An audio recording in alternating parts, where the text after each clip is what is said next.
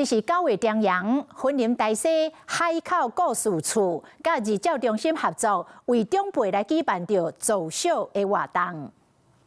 今仔日是中阳，为着予时代有无共款的体验，大西乡海口故事厝甲日照中心邀请出名的设计师，替时代人安排精彩的 fashion show。不种种衫。今仔日我感觉真幸福。在政府真照顾，留遐啊就渐渐坐较困扰啊。欢喜。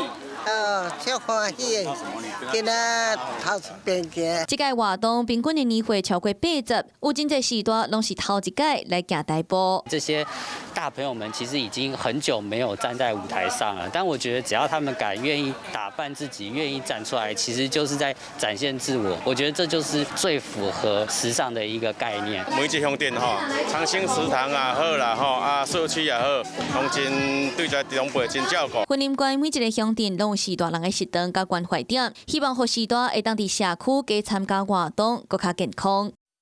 Hello， 我是张新文。想要抢先掌握最及时的新闻资讯吗？赶快订阅、按赞、开启小铃铛，锁定华视新闻 YouTube 频道。